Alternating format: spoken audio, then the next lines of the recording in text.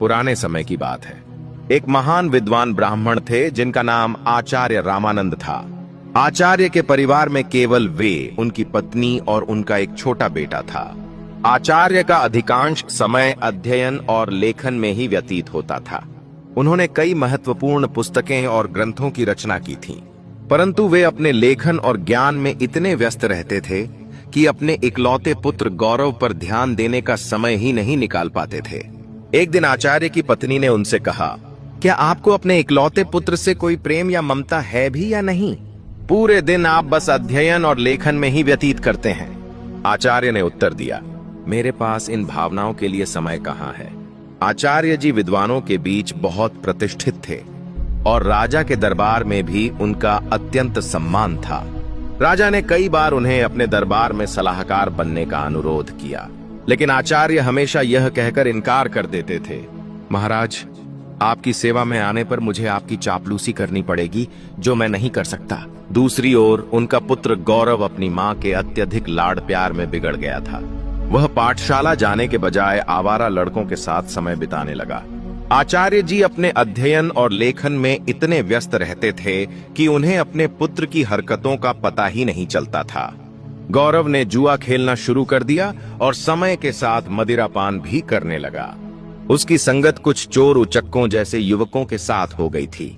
एक दिन की बात है, गौरव अपने चोर मित्रों के साथ मंदिर में चोरी करने के लिए गया। जब वे तीनों मंदिर में चोरी कर रहे थे, तभी एक पहरेदार ने उन्हें रंगे हाथों पकड़ लिया।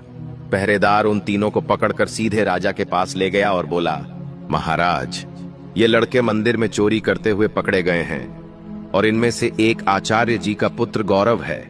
यह सुनकर राजा भी अचंभित रह गए कि ज्ञान और धर्म का उपदेश देने वाले आचार्य का पुत्र चोरी में लिप्त है। राजा ने तुरंत एक सैनिक को आचार्य जी के घर सूचना देने के लिए भेजा। सैनिक ने जाकर कहा, आचार्य जी, आपका बेटा राजमहल में है, उसे मंदिर में चोरी करते हुए पकड़ा गया है। यह सुनकर आचार्य जी ने कहा, ओह, यह क्या हो गया? मेरे मुंह पर तो काली स्याही लग गई, अब मैं किसी को क्या मुंह दिखाऊंगा? उनकी पत्नी ने कहा, महाराज आपका बहुत सम्मान करते हैं, आप चाहें तो उसे माफी मिल सकती है। आचार्य जी ने उत्तर दिया, नहीं, मैं किसी अपराधी की सिफारिश नहीं करूंगा, यह भी एक अपराध है। पत्नी ने व्याकुल होकर कहा, अगर आप राजा के पास नहीं गए तो मैं अपनी जान दे दूंगी। इस प्रकार आचार्य जी ने अपने सिद्धांतों के आगे झुकने से इनकार कर दिया और यही उनके व्यक्तित्व की महानता को दर्शाता है। आचार्य जी ने भारी मन से कहा, ओह, तुम्हारी इस जिद की वजह से मुझे राजा के पास जाना ही पड़ेगा। पत्नी की बात मानकर अनिच्छा के बावजूद वे राजमहल पहुंचे। दरबार में उन्होंने राजा से निवेदन किया, राजन, मेरा पुत्र अभी नाबालिग है, कृपया उसे क्षमा कर दीजिए। राजा ने गंभीरता से उत्तर दिया, यदि ऐसी बात है तो आपको राज दरबार में सभी के सामने मुझसे सार्वजनिक रूप से माफी मांगनी होगी, तभी मैं आपके पुत्र को माफ कर सकता हूं। आचार्य ने सिर झुकाकर कहा, ठीक है राजन, मैं भरे दरबार में अपने पुत्र के लिए आपसे क्षमा याचना करता हूं। आचार्य की इस विनती पर राजा ने उनके पुत्र को इस शर्त पर माफ कर दिया कि भविष्य में वह कोई अपराध नहीं करेगा। परंतु इस घटना के बाद आचार्य जी की प्रतिष्ठा को गहरा आघात पहुंचा। वे जहां भी जाते, लोग कहते, आचार्य का बेटा तो चोर और उचक्का है। यह सब सुनकर आचार्य जी को बहुत दुख होता। इस अपमान और बेइज्जती के चलते वे बीमार रहने लगे। उनके स्वास्थ्य पर इसका गहरा प्रभाव पड़ा। बेटा तो घर आ गया, लेकिन चोरी की उसकी आदत नहीं गई। उसने आचार्य जी की किताबें उठाकर बेचना शुरू कर दिया। एक दिन आचार्य जी ने पूछा, मेरी पुस्तकें कहां गईं? बेटे ने लापरवाही से कहा, पिताजी, मैंने घर का कूड़ा कचरा साफ कर दिया।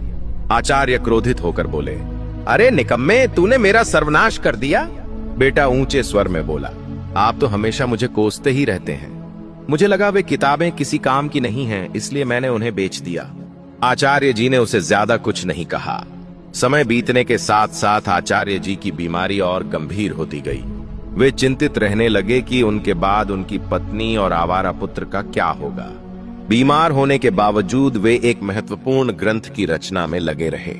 वे मन ही मन सोचते, मैं यह ग्रंथ पूरा करके ही मरूंगा। बीमारी के बावजूद वे दिन रात लिखते रहे और एक दिन वह ग्रंथ पूरा हो गया। उन्होंने सोचा, मेरा ग्रंथ तो पूरा हो गया है, लगता है अब मेरे जीवन के दिन भी पूरे हो गए हैं। उस दिन उन्होंने अपने बेटे को पास बुलाया और कहा, बेटा, अभी भी समय है, तुम संभल सकते हो, अपने आप को काबिल बना सकते हो।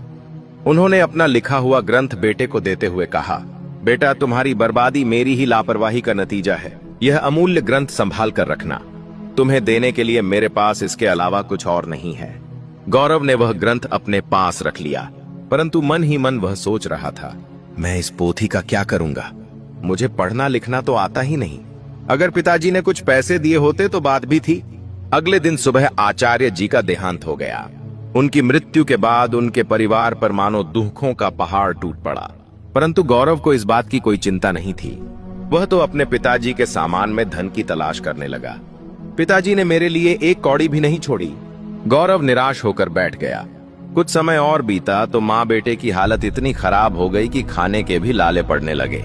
एक दिन माँ ने तंग आकर बेटे से कहा, बेटा, कुछ काम धंधा करके लाओ, नहीं तो हम भूख से मर जाएंगे। गौरव ने उदास मन से उत्तर दिया, माँ, मुझ जैसे अनपढ़ और बदनाम इंसान को कौन काम देगा? यह सुनकर माँ ने सोचा, क्यों न मैं राजा के पास जाऊं? मेरे पति का राजा बहुत सम्मान करते थे, शायद वह हमारी मदद कर दें। यह सोचकर वह राज दरबार पहुंची और राजा से गुहार लगाई, महाराज, हम भूखों मर रहे हैं, हमारी सहायता कीजिए।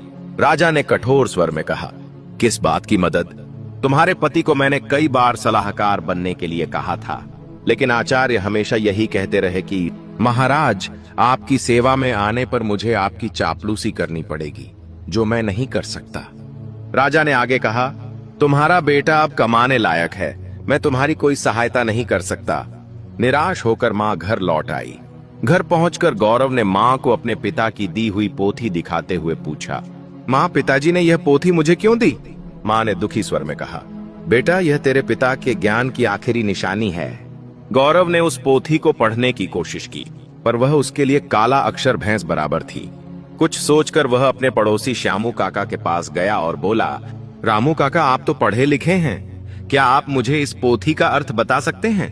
श्यामू काका ने पोथी खोलकर देखी और बोले, इसमें तो बहुत कठिन श्लोक लिखे हैं, इनका अर्थ तो कोई महापंडित ही बता सकता है। गौरव निराश होकर वापस लौट आया। उसने कई जगह काम ढूंढने की कोशिश की, पर अपनी बुरी छवि के कारण किसी ने भी उसे काम पर रखने से इनकार कर दिया। वह जहां भी जाता लोग उसे दुत्कार कर भगा देते थे। इस बीच उसकी माँ भूख और बीमारी से कमजोर होती चली गई। माँ की लाचारी और उसकी भूख देखकर गौरव ने खाने का इंतजाम करने का निश्चय किया और घर से निकल पड़ा। चलते चलते उसकी नजर एक बगीचे पर पड़ी, जिसमें फलों के पेड़ लगे हुए थे। वह अपने आप को रोक न सका और बगीचे के भीतर चला गया। गौरव ने जल्दी से कुछ फल तोड़े, लेकिन तभी बगीचे का पहरेदार वहां आ गया। संयोग से वह बगीचा महाराज का था।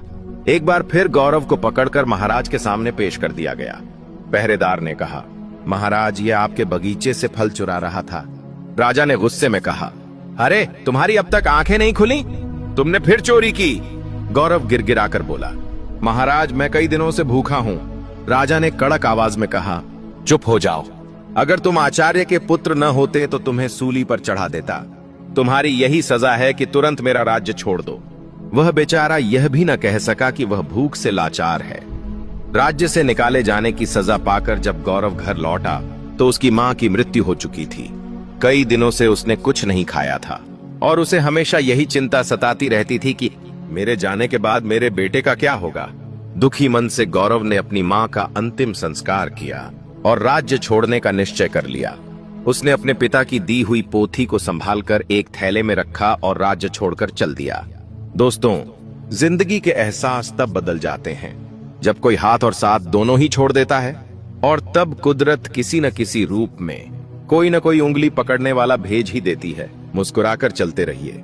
मुंह पर कड़वा बोलने वाले कभी धोखा नहीं देते। डरना तो मीठा बोलने वालों से चाहिए जो दिल में नफरत पालते हैं और समय के साथ बदल जाते हैं। नामुमकिन कुछ भी नहीं है। हम वह सब कर सकते हैं जो हम सोच सकते हैं, और वह सब सोच सकते हैं जो हमने कभी नहीं सोचा, क्योंकि सब कुछ संभव है। हर कोई कहता है कि ईश्वर नजर नहीं आता, पर सच तो यह है कि जब संकट में कोई साथ नहीं देता तब वही नजर आता है। गौरव चलते चलते एक घने जंगल में पहुंच गया और सोचा, यहीं फूल फल खाकर गुजारा कर लूंगा।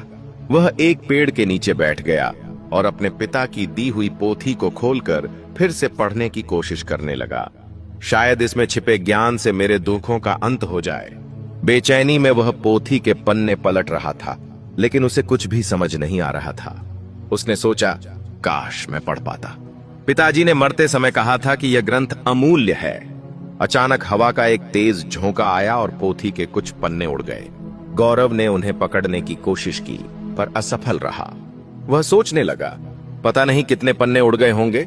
उसने पोथी को बंद किया और आराम करने के लिए पेड़ के नीचे सो गया। उसी जंगल में एक युवराज शिकार खेलते खेलते भटक रहा था। हवा में उड़ता हुआ पोथी का एक पन्ना उसके हाथ लग गया। उसने उसे देखा और पढ़ने लगा। किसी ने सुंदर हस्तलिपि में संस्कृत के श्लोक लिखे हैं, परंतु मैं संस्कृत नहीं जानता। कुछ सोचकर युवराज ने वह पन्ना अपनी जेब में रख लिया और शिकार की तलाश में आगे बढ़ गया। तभी उसकी नजर एक हिरण पर पड़ी और वह उसका पीछा करने लगा। हिरण अपनी जान बचाने के लिए एक प्राचीन मंदिर की दिशा में भागा और युवराज भी उसी मंदिर में जा पहुंचा। जंगल के बीच यह एक प्राचीन मंदिर था, जहां कुछ वनवासी पूजा कर रहे थे। उनका पुजारी कह रहा था, भाइयों, देवी को प्रसन्न करने के लिए हमें एक नौजवान युवक की बलि देनी होगी। तभी युवराज मंदिर में प्रवेश कर गया। वनवासियों ने उसे देखा और बोले, पुजारी जी, संयोग की बात है, युवक स्वयं आ गया है, क्यों न इसी की बलि दे दी जाए। यह सुनकर युवराज सोच में पड़ गया। अगर मैंने इन्हें अपना असली परिचय दे दिया तो ये मुझे अवश्य ही बलि पर चढ़ा देंगे, क्योंकि मैं शत्रु देश के राजा का पुत्र हूं। वनवासियों ने युवराज को रस्सी से बांध दिया। तब युवराज ने कहा, पुजारी जी, मैं नीच कुल की संतान हूं, मेरी बलि देने से देवी अपवित्र हो जाएंगी। पुजारी ने हंसते हुए कठोर स्वर में कहा, अरे, देवी को बलि चाहिए, उन्हें ऊंच नीच से कोई मतलब नहीं। युवराज अपने जीवन से निराश हो गया और सोचने लगा, झूठ बोलकर भी मैं अपने प्राण नहीं बचा पा रहा हूं। जब उसे बलि के लिए लाया गया तो उसने कहा, भाइयों, बलि चढ़ाने से पहले मेरी एक अंतिम इच्छा है। मेरी जेब में एक भोजपत्र है, क्या कोई उसे पढ़कर उसका अर्थ बता सकता है? पुजारी ने कहा, अवश्य लाओ, मैं उसका अर्थ बताता हूं। पुजारी ने भोजपत्र हाथ में लिया और बोला, इस पर 2 श्लोक अंकित हैं। पहले श्लोक का अर्थ है, एक झूठ कई झूठों को जन्म देता है और झूठा व्यक्ति अंततः मुसीबत में फंस जाता है। दूसरे श्लोक का भावार्थ है, किसी के प्राण लेना सरल है, पर किसी को जीवन देना अत्यंत कठिन। यह सुनकर युवराज फूट फूट कर रोने लगा। पुजारी ने पूछा, तुम रो क्यों रहे हो? युवराज ने कहा, ये दोनों श्लोक मेरे ही चरित्र को दर्शाते हैं। यह सुनकर वनवासियों को अपनी गलती का एहसास हुआ।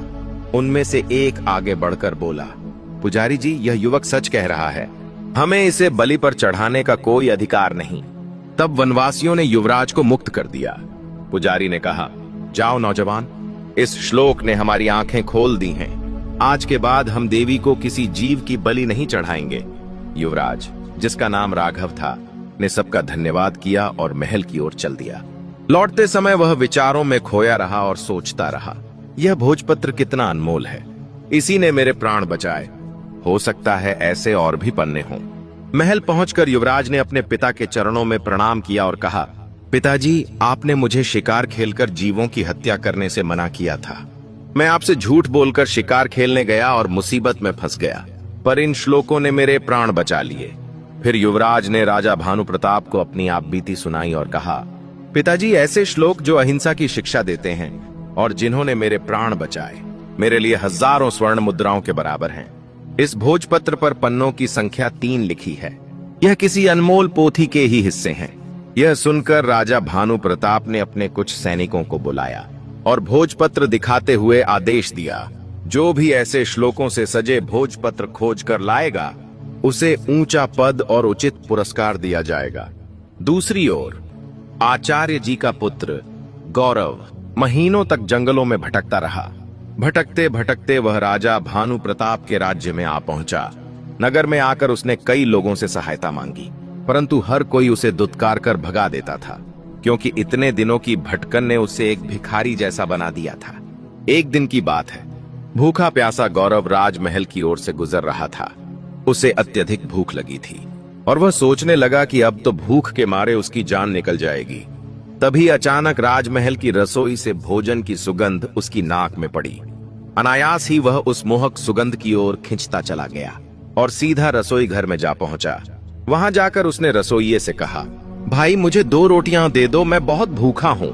रसोइये ने उसे दुत्कारते हुए कहा, जा भाग यहां से। परंतु गौरव की भूख अब असहनीय हो चुकी थी। उसने अवसर पाकर रसोइये की नजरों से बचते हुए 2-3 रोटियां उठाईं और अपने थैले में डाल लीं। दुर्भाग्य से रसोइये की नजर उस पर पड़ गई। उसने गौरव का हाथ पकड़ लिया और गुस्से में बोला, अरे रोटी चोर, चल तुझे महाराज के सामने ले चलता हूं। गौरव भूख के कारण चल भी नहीं पा रहा था और रसोइया उसे घसीटता हुआ महाराज के पास ले गया। उसने कहा, महाराज, यह भिखारी लड़का राजमहल की रसोई में घुस आया और यहां से रोटियां चुरा लाया है जो इसके थैले में हैं। महाराज ने सिपाहियों को आदेश दिया, इस भिखारी के थैले को उल्टा कर दिया जाए। एक सिपाही आगे बढ़ा, उसने गौरव का थैला छीना और उल्टा कर दिया। थैले से रोटियों के साथ साथ वह ग्रंथ भी निकल आया जो गौरव के पिता ने लिखा था। उसी समय युवराज भी वहां से गुजर रहे थे। ग्रंथ को देखते ही युवराज की आंखें चमक उठीं। उन्होंने तुरंत ग्रंथ उठाया और उत्साह से बोले, अरे यह तो वही अनमोल पोथी है जिसकी हमें महीनों से तलाश थी। फिर युवराज ने गौरव की ओर देखा और आदरपूर्वक सिपाहियों से कहा, इस युवक को सम्मान सहित बैठाया जाए। गौरव को एक सिंहासन पर बैठाया गया। युवराज ने पूछा, भाई तुम्हारा नाम क्या है? उसने उत्तर दिया, मेरा नाम गौरव है। युवराज ने कहा, इतनी अनमोल संपत्ति होने के बावजूद तुम भीख मांग रहे हो। मैं इस पोथी के बदले तुम्हें 5000 स्वर्ण मुद्राएं देने को तैयार हूं। यह सुनकर गौरव चकित रह गया और बोला, क्या कहा, 5000 स्वर्ण मुद्राएं? महाराज, इतने मूल्य की वस्तु होते हुए भी मैं भूख से मर रहा था। फिर उसने कहा, मित्र, इस पोथी के वचनों ने मुझे बार बार पतन के गर्त में गिरने से बचाया है और मेरे प्राणों की रक्षा की है, परंतु मेरी आंखें ठोकरें खाकर भी नहीं खुली। युवराज ने पोथी खोली और पहले तथा दूसरे पन्ने के श्लोक पढ़े। उनका भावार्थ था, अविद्या सारे कपटों की जननी है और संकट में ही अपने पराये की पहचान होती है। गौरव ने कहा, सचमुच अविद्या ने ही मुझे दर दर का भिखारी बना दिया। अगर मैंने बचपन में ही विद्या ग्रहण की होती तो आज मैं भी अपने पिता की तरह एक विद्वान होता। युवराज ने कहा, भाई गौरव, इस पोथी का मूल्य स्वीकार करो। यह कहते हुए उन्होंने स्वर्ण मुद्राओं की थैली गौरव को सौंप दी। गौरव ने थैली हाथ में लेते हुए कहा, अब मैं धन का बोझ लेकर कहां फिरूं? इस धन का उपयोग मैं गरीब बच्चों की अविद्या दूर करने में करूंगा। युवराज मुस्कुराए और बोले, मित्र, अब तुम भिखारी नहीं रहे, तुम तो अब सच्चे अर्थों में महान धनवान हो गए हो। गौरव मन ही मन सोचने लगा, काश यह समझ मुझे बचपन में ही आ गई होती तो शायद मेरे माता पिता आज जीवित होते। इसके बाद गौरव ने वह धन स्वीकार किया और उसी धन से गरीब बच्चों के लिए एक पाठशाला बनवाई। साथ ही वह स्वयं भी विद्या प्राप्त करने लगा। दोस्तों, यह कहानी हमें सिखाती है कि अगर हमारी बुराइयां हम पर हावी हो जाएं, तो हमारा पतन निश्चित है। इसलिए अपनी बुराइयों को अपने ऊपर हावी मत होने दीजिए। कहानी सुनने के लिए धन्यवाद दोस्तों।